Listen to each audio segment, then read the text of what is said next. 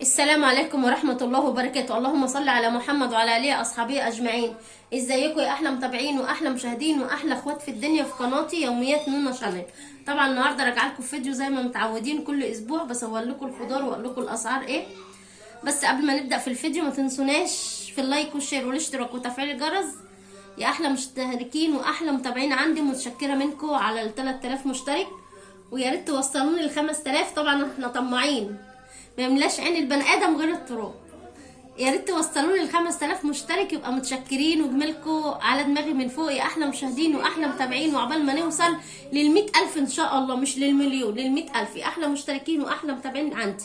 طبعا بقى المشتركين زادوا، يا ريت بقى ايه المشاهدات تزيد شويه واللايكات بقى يا احلى مشاهدين واحلى متابعين. وفين الكومنتات الحلوه، الناس الحلوه بتاعتي على الكومنتات الحلوه بتاعتكم يا احلى مشاهدين واحلى متابعين في الدنيا. ويلا نصلي على رسول الله ونذكر الله، لا اله الا الله محمد رسول الله، ونشوف جبنا ايه والاسعار ايه النهارده. طبعا اول حاجه ابو ادم اتصلت بيه عشان يجيب لي الخضار، قال لي انا مسافر يا ام محمد.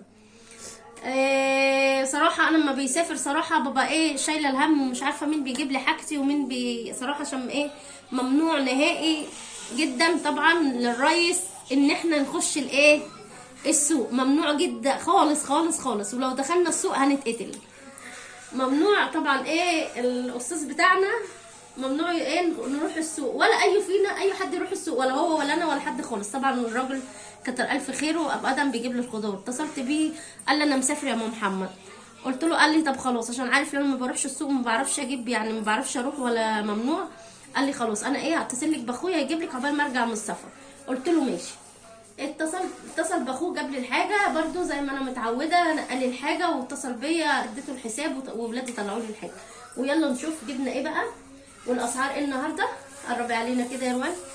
اول حاجه نبدا بيها قلت له ايه عايزه فلفل، جاب لي الفلفل. قلت له عايزه بس نص بس انا عندي، وايه قلت اكمل عليه.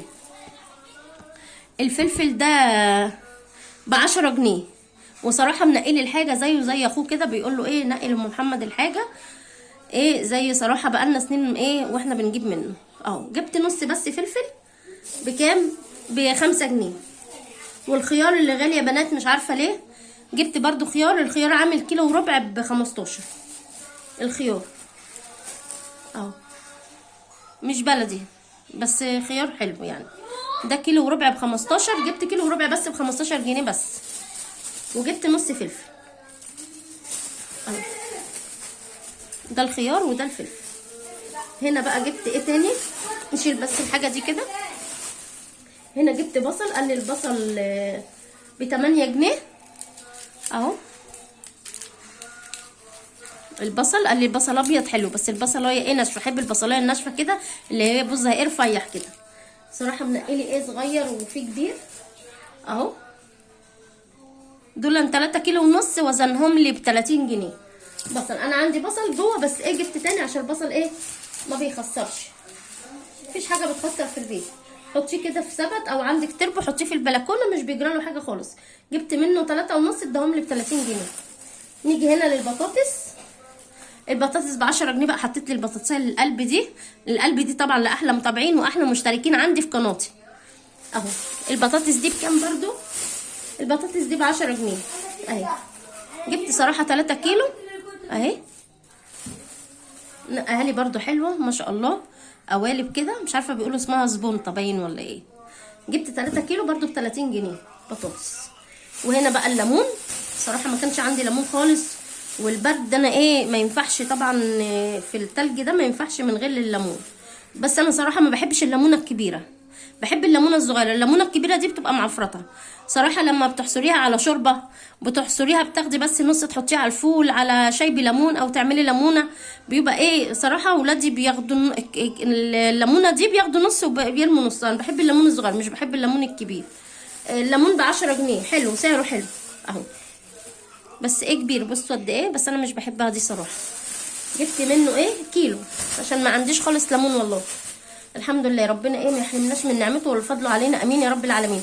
والله صاحيه النهارده بنات ولا كان عندي ليمون ولا كان عندي ربصه ولا كان عندي زيت ولا كان عندي حاجه. الحمد لله فضل ونعمه من عند ربنا. ابني جه برده خش الفيديو هيعجبكم، نزل جاب لي السلع وجاب لي التومين، عندي كل حاجه الحمد لله فضل ونعمه من عند ربنا.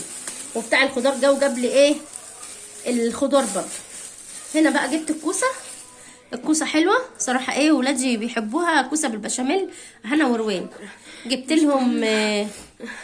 لهم كوسه بكام؟ كيلو وربع ب15. جبت كيلو وربع بال15 جنيه عشان اعملها ايه بالبشاميل. والبسله اللي مش عايزه ترخص، وجبت برضو خضار اهو. البسله دي برضو بفرزها، بجيب كيلو في كيلو كده وافرزه واحطه في التلاجة ب20 جنيه. مش عارفه مش عايزه ترخص ليه صراحه البسله. جبت كيلو بس، هو كيلو كفايه قوي قوي قوي في الايه في اللي احنا فيه صراحه. وعندي جزر احط عليها جزر، ما جبتش جزر منه اهو. جبت كيلو بسله وجبت كيلو وربع كوسه. كيلو وربع كوسه دي انا ايه هعملها بالبشاميل، اما البسله دي ايه هفرزها. نيجي هنا بقى للطماطم. قربي علينا كده يا روان. الطماطم برضو حلوه معقوله، برضو سعرها معقوله، بس ايه منقيها لي بقى خضره مش زي ابو ادم صراحه، بينقيها لي حمرا وجميله صراحه، بس هي حلوه كتر الف خيرهم. الطماطم دي عامله كيلو ونص ب10. جبت منه 3 كيلو ب20 جنيه. جبت منه 3 كيلو ب20 جنيه طماطم. وده ايه الخضار بتاع ايه الاسبوع بتاعي. نيجي هنا بقى للفاكهه. صراحه جبت فاكهه ايه، جبت الكنتالوب ده روان طبعا هنا ولادي بيحبوا نعمل لهم ايه سلطه فاكهه بقى ايام الدراسه والامتحانات، بتبقى حلوه.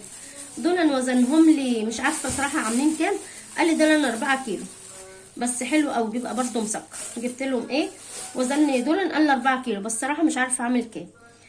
وهنا برده من ضمن الفاكهه جبت ايه الموز ب15.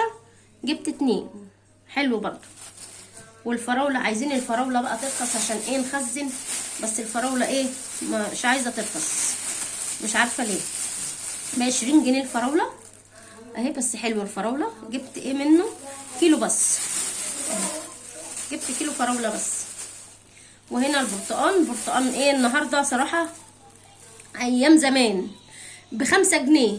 قلت له بكام؟ قال لي ب5 جنيه. ما كنتش مصدقه صراحه السعر بتاعه اهو. جبت منه 4 برتقان بال20 برتقان. والاستفندي بس صراحه ايه مش تربنتينه زي اللي ايه ابو ادم صراحه بيجيب التربنتينه ده بيبقى مسكر جدا. الاستفندي ده عامل ب8 جنيه. جبت منه 2.5 ب20 جنيه.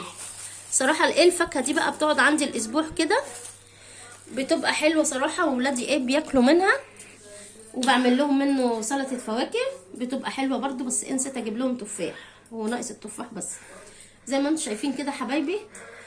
ويا رب النهارده يكون الفيديو عجبكم. والاسعار حبيت اصور لكم كل اسبوع الاسعار والخضار والفاكهه يا احلى مشاهدين واحلى متابعين واحلى مشتركين عندي. ما تنسوناش بقى في اللايك والشير والاشتراك وتفعيل الجرس عشان يوصل لكم كل جديد. والسلام عليكم ورحمه الله وبركاته.